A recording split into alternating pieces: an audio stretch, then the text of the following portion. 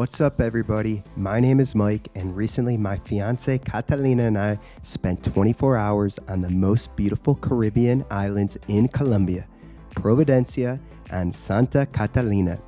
In this video, we are going to cover some of the most amazing attractions that we visited, the accommodation, the transport, and the food. We will also include the cost of each of these. Now let's have some fun. Vamos, amigos!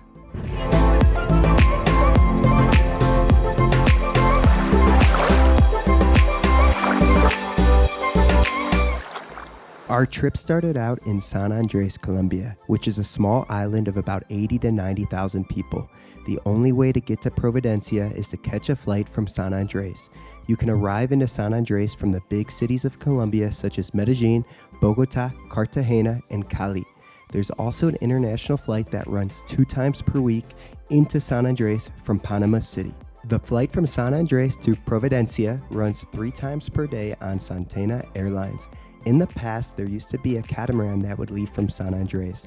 This is no longer an option.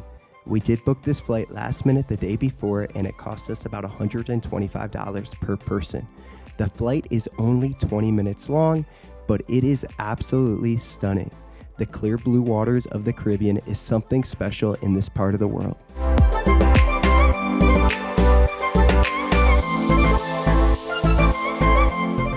When we landed, we decided to walk to our Airbnb, which was located in the Rocky Point area. This was about a 25-minute walk.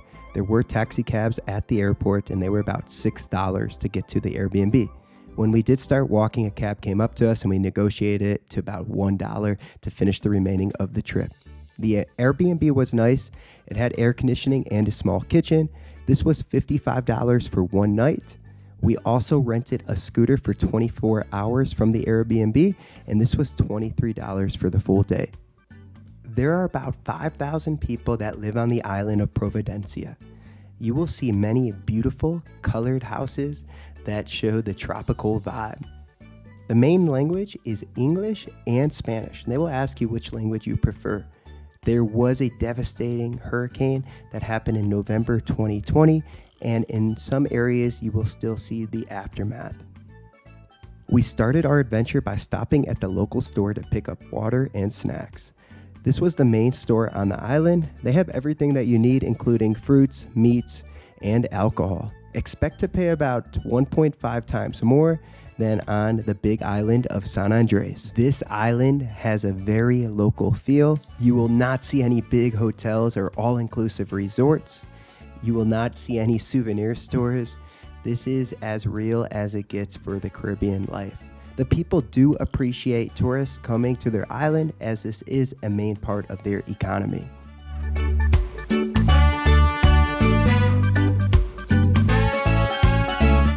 After the grocery store, we then headed over to the Cay-Cayo, Cangrejo area to do some snorkeling. We love spending time in the water, so this was a must stop for us. The boat ride and the snorkel gear was about $9 for each of us. This also included a Coco Loco for us to share at the end. The boat ride is only about 5 minutes, and once you get to the Crab Cay Island, we recommend to do the hike to the top. There is a big rock at the top. There is a sign that says do not climb on it, but we did talk to the locals and they said there's no issues. Just do it at your own risk. When you do get to the top and you are standing on that rock, you can really see the different contrast of the crystal clear blue waters.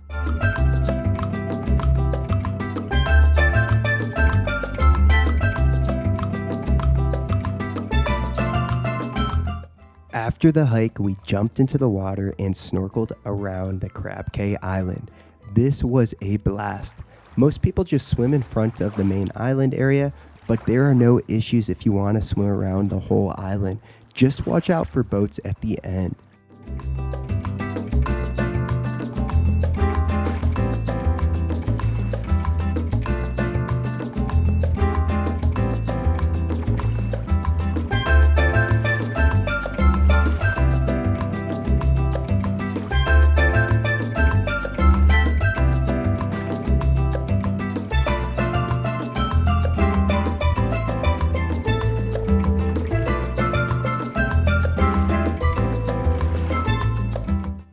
When we finished snorkeling, we grabbed our Coco Loco and relaxed for a little bit.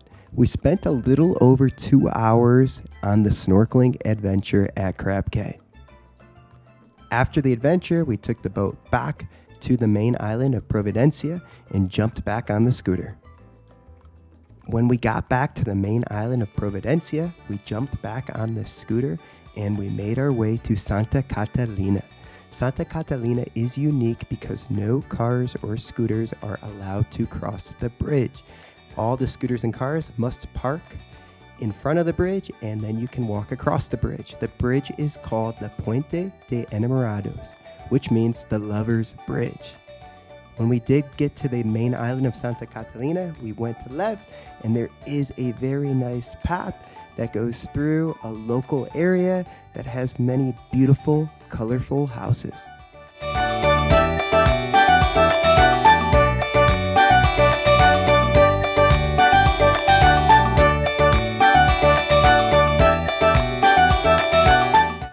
Once you finish walking the main path, you will be greeted by a stairway. We do recommend to go to the top of the stairs as the view is absolutely breathtaking. You will see a massive Virgin Mary statue that overlooks the Caribbean. And if you go a little bit higher, you will see some old traditional cannons.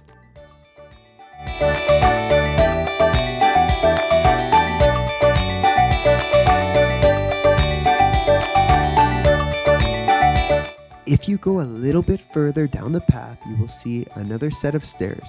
These stairs will descend you downwards to Playa del Fuerte. Playa del Fuerte was a beautiful, relaxing beach where we did some swimming. After spending some time on the beach, we went back to the main path of Santa Catalina. When we were there, we caught up with some locals who were doing some traditional hand-line fishing. They were happy talking with us and showing us their method. This is their front yard that they were fishing and collecting food for their dinner. I asked the girl if she prefers talking in English or Spanish, and she told me that she prefers talking in English. The people were very friendly, and they were proud of the way that they do things.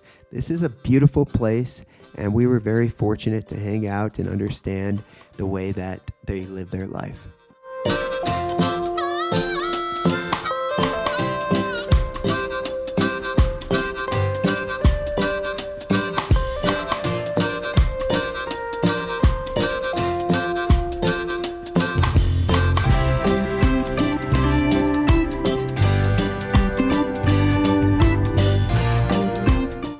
We headed back to the main island of Providencia, jumped back on the scooter, and decided to fuel up.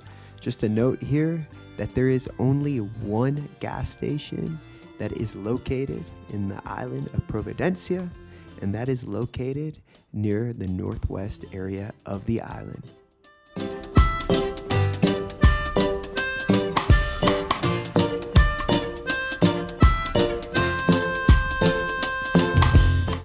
After the quick pit stop, we got back on the scooter and we made our way to Almond Bay. Almond Bay was a beautiful area where we did some swimming. There is probably about a quarter mile to a half mile walking pathway to walk before you do make it to the bay area. Do watch out, there is a lot of iguanas on that path. Do not worry about them, they will not give you a hard time. Once you make your way to the bottom of the pathway, you will see a small little restaurant, and then you will see the bay open up.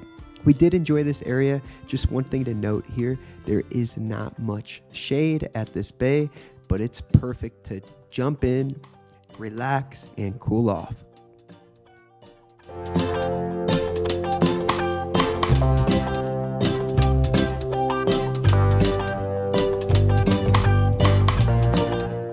After Almond Bay, we made our way to Freshwater Bay. This was a stop that we were very excited to go to. There was a lot of hype of people telling us about this bay on San Andres and also a few of the blogs that we were reading. Once we did get to the bay, there was a small pathway much shorter to Almond Bay, and when you make it to the bottom of this area, you will see some flat, calm water, and this area was truly paradise. We spent about an hour and a half here swimming around, relaxing. There was a small restaurant here where we did have ceviche. This was just a great place to take it easy and soak in the Caribbean.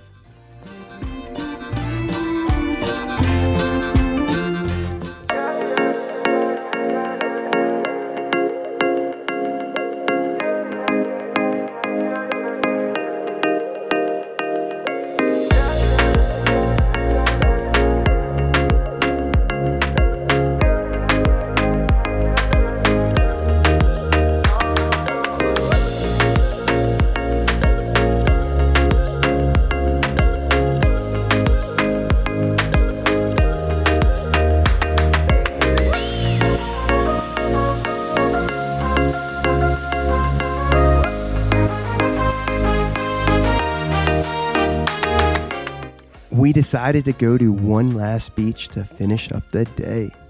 But while we were riding the scooter to the area, we got stuck in some traffic. This is the worst traffic we got into all day. It only takes about an hour to make it around the whole entire island on a scooter. But when you get caught behind a bunch of cows, this will take a little bit longer to get past them. Do just be cautious around them. There are some people directing the cows where to go. No worries, they didn't give us any trouble. Once we did get around them, we just continued the journey.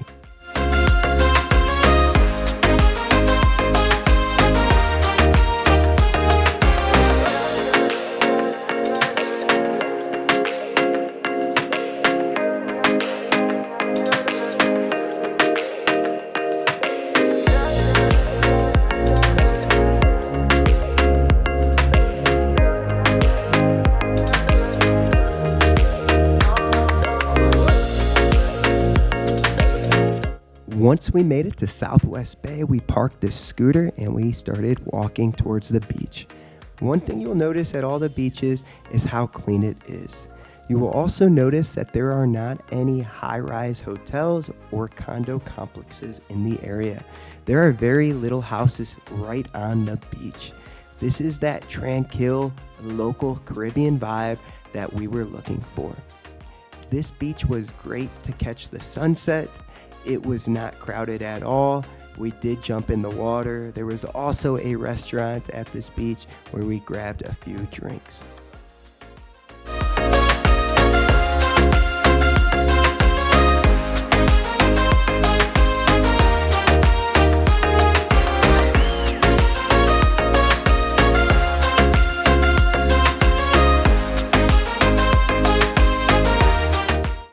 We finished up the night heading to a local restaurant right outside of our Airbnb in the Rocky Point area. We had some delicious seafood. It was a shrimp crepe. After we were done eating the shrimp crepe, we did get a bit of a sweet tooth and we were craving some dessert. There was an ice cream store near the Rocky Point area that was closed, so we were told to go into the center of the town where the shop grocery store was, and there was an arepa store. The arepa store was serving up some ice cream, and we finished the night with some delicious ice cream. The next morning, we caught the 8:20 a.m. flight from Providencia to San Andres. We did have the scooter for 24 hours, and the Airbnb host let us drive the scooter to the airport and just told us to leave the keys inside the scooter and said no worries, nobody will take the scooter, and she was going to walk down there and grab the scooter later that day. So I think that sums it up of how cool, friendly, and nice the people are in that area. We hope this video gave you some great ideas of places to visit and things to do in Providencia. If you enjoyed this video, please drop a like and subscribe.